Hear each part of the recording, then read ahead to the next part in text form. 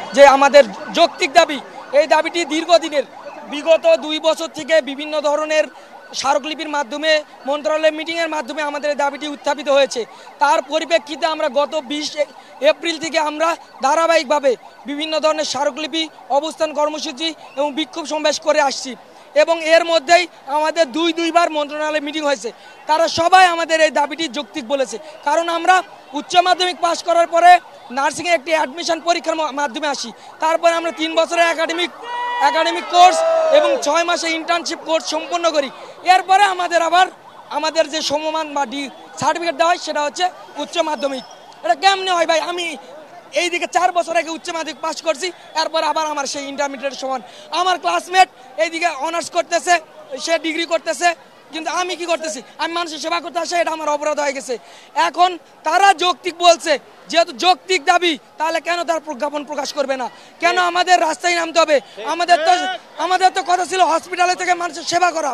আমাদের নার্সদের কাজ কি রাস্তায় নামা? আমরা রাস্তায় নামতে চাই নাই। আমাদের 7 তারিখ মহাসমাবেশ ছিল, তারা বলেছে তারা মিটিং করে আমাদের এই যৌক্তিক দাবি মেনে নিবে, কিন্তু তারা মেনে নেয় নাই। বাধ্য হয়ে আমরা আজকে এই যে মহাসমাবেশ ডাক দিয়েছি এবং শাহবাগে নেমেছি। আজকে যদি আমরা প্রজ্ঞাপন না পাই, যতদিন পর্যন্ত প্রজ্ঞাপন পাবো না, এই রাজপথ ছাড়বো না। আমরা আমাদের সকল প্রকার ক্লাস, পরীক্ষা, ক্লিনিক্যাল প্র্যাকটিস এবং প্রশাসনিক কার্যক্রম স্টপ রাখছি, চলমান থাকবে এটা যতদিন পর্যন্ত আমাদের প্রজ্ঞাপন না প্রকাশিত হবে। বিষয় আপনাদের জানা উচিত। আপনারা যে একটা প্রশ্ন আমাদের করেন এসে যে আমরা শাহবাগে কেন এসেছি, আসলে এই প্রশ্নটা আপনাদের করা উচিত আমাদের বিএনএমসির যে কর্মকর্তা আছে তারা বারবার বলেছে যে আমাদের দাবিটা যৌক্তিক। আমরা কি আমাদের এটা দাবি মনে করি না অধিকার মনে করি? যদি আমাদের একটা অধিকার হয় তাহলে আমাদের শাহবাগে কেন আসতে হয়েছে? আমাদের তো থাকার কথা এখন হসপিটালে, আমরা এখানে কেন?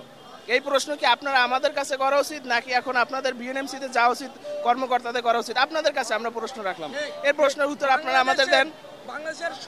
আমরা আমাদের অধিকার আদায় করার জন্য আমরা তাদের কাছে প্রজ্ঞাপন জারি করেছি। তারা আমাদের বারবার বলছে যে এটা যৌক্তিক। এটা একজন সাধারণ মানুষ যে সেও বোঝে যে এইচএসসি পাস করার পরে 3 বছর ডিপ্লোমা করার পরে তারপর আবার 6 মাস ইন্টার্ন, তারপরে একটা স্টুডেন্টকে কিভাবে আবার এইচএসসি সমমানের সার্টিফিকেট দেয়। এখানে সবাই বলছে যে এটা যৌক্তিক হলে আমরা শাহবাগে কেন?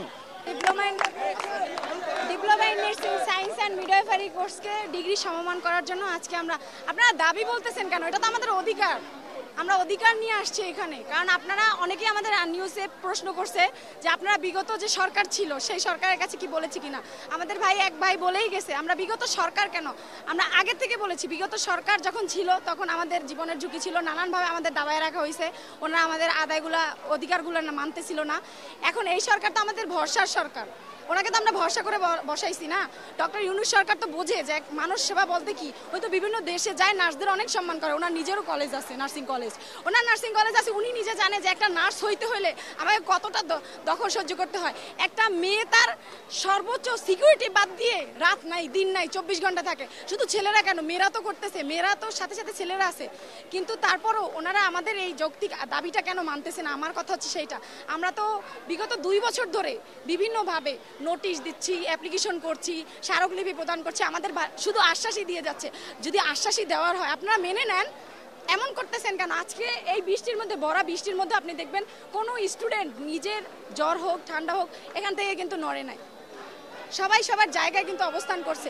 ওনারা যেমন ওই পুলিশ লোকেরা আমাদেরকে বলতেছে, ওনারা অনেকভাবে নানান কটু কথাও বলেছে মেয়েদেরকে যে 3 ফুট নার্স কি আর এখানে আমাদের সেবা দিবে 3 ফুট নার্স। কিন্তু আপনি অসুস্থ হলে কাদের কাছে যান? আমাদের কাছে যান না। আমরা যদি কোথাও শাটডাউন করে দিই তাহলে কোথায় যাবে কে? কোথায় যাবেন বলেন সেবা নিতে? আমরা মানব সেবার জন্য নামছি। আমার ফ্রেন্ড যদি আমাকে বলে তুমি 4 বছর পড়াশোনা করে কি করছো?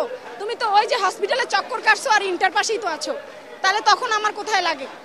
আমি যে বড় কাজটা করছি, একটা মানুষ অসুস্থ হলে তার জীবনটা আমার উপরে নির্ভর করে, আমি সেবা দেই, আমার হাতের উপরে থাকে ওনার জীবনের সবকিছু। আল্লাহ তো আছেই, তারপরে আমরা ইল্লাহ হিসেবে কাজ করি। কিন্তু যখন আমার ফ্রেন্ড বলে তুমি তো ইন্টার পাস এইচএসসি পাস, তুমি কি করলা? তাহলে জেনারেল লাইনে কেন পড়লা না? তখন কেমন লাগে? মানব সেবা করতে এসে কি আমরা ভুল করছি? আমাদের একটাই দাবি, মানে আমাদের রিকোয়েস্ট, এটা বলতে পারি ডক্টর ইউনূস স্যারের কাছে, দয়া করে আপনি আমাদের আমাদের অধিকারটা মাইনা নেন এবং আমাদের লিখিত এইটা দেন যে আমরা আমাদের ডিগ্রি সমমান পাওয়ার আমরা যোগ্য। যোগ্য না হলে তো আমরা দাঁড়াইতাম না এখানে, আর আমাদের রাস্তায় কেন নামতে হয়েছে।